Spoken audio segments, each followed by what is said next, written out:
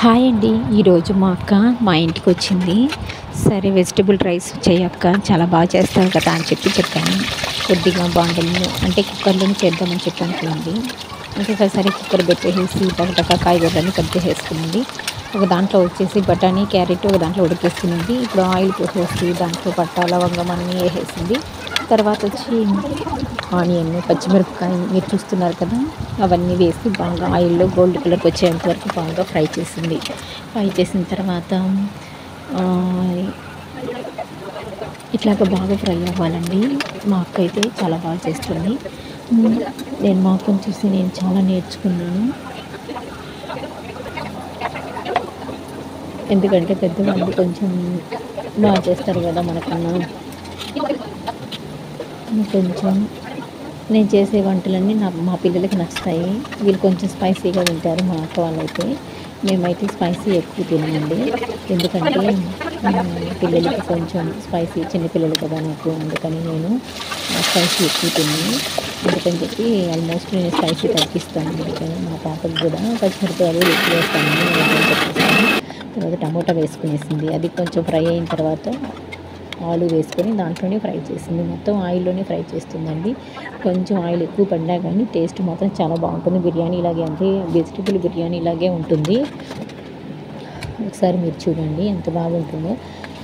మేమంతా ఒకేసారి కూర, మళ్ళీ మార్నింగ్ పూట అందరం డ్యూటీకి వెళ్ళాలి కాబట్టి మేమందరం వచ్చేసి ఒకే దాంట్లో చేసుకుని తలా ఒక క్యారీ పెట్టుకొని వెళ్ళిపోయాము.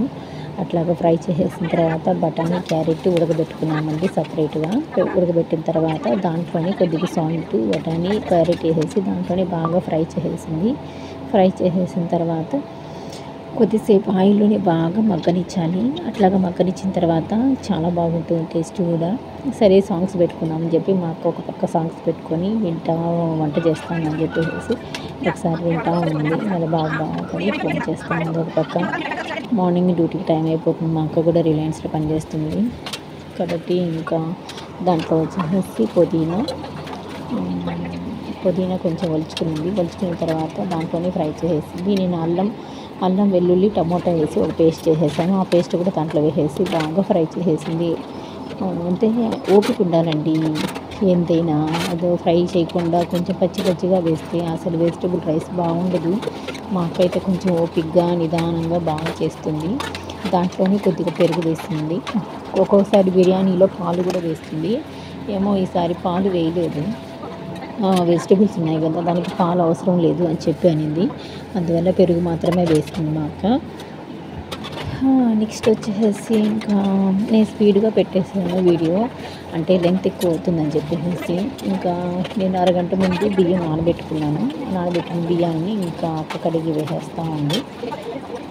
మొత్తం వేసేసి ఆయిల్లోనే మొత్తం ఆ రైస్ అంతా బాగా ఫ్రై చేయాలి. అలాగా ఫ్రై చేస్తే ఆయిల్, ఆ మసాలా ఆ రైస్కి కూడా పడుతుంది. ఉప్పు, కారం, పసుపు అన్నీ దీంట్లో వేసేసుకుంటే అండి చాలా కరెక్ట్గా సరిపోతుంది మనకైతే. దీంట్లో మాత్రం పసుపు మాత్రం వేయలేదండి. మిగతా అదొక్కటి మాత్రం గుర్తుపెట్టుకోండి, పసుపు వేయలేదు. కారం కూడా నేను ఎక్కువ వేయనీయలేదు. మన ఇష్టమైతే కారం కూడా వేసుకోవచ్చు. నేను ఎక్కువ పిల్లలు ఉన్నారు కాబట్టి కారం వేయనీయలేదు. మీకు ఇష్టమైతే స్పైసీగా కారం కూడా ఆ ఫ్రైలోనే వేసుకోవచ్చు. 1కి 2 గ్లాసులు వేసామండి. మసూర బియ్యం కదా, 1కి 2 గ్లాసులు వేసేసి అట్లాగే కుక్కర్లో మూత పెట్టేసాను. ఇంకా అంతే అండి. కుక్కర్ మూత పెట్టేసిన తర్వాత తీసేసేసి ఇంకా అందరికీ క్యారీలు రెడీ చేసింది. పిల్లలు స్కూల్ టైం అయిపోయింది కదా అని చెప్పేసి చిన్న పాపకి, పెద్ద పాపకి పెరుగు పచ్చడి రెడీ చేశాను. తర్వాత నాకు ఒక క్యారియర్, అక్కకు ఒక క్యారియరు, ఇంకా మా వారు వచ్చేసి ఇక్కడ తినేసేస్తారు. ఇంకా అందరం క్యారీ రెడీ చేసేసుకొని ఇంకా రెడీ అయిపోయి అందరం డ్యూటీకి వెళ్ళిపోయారు. అంతే అండి. వెజిటేబుల్ రైస్ అయితే రెడీ అయిపోయింది. ఇంకా పెరుగు పచ్చడి అవన్నీ నేను రెడీ చేసి గబగబా క్యారీ కట్టేసేసి ఇంకా మేము కూడా స్కూల్కి పంపించేస్తాం పిల్లల్ని కూడా. మేము కూడా చాలా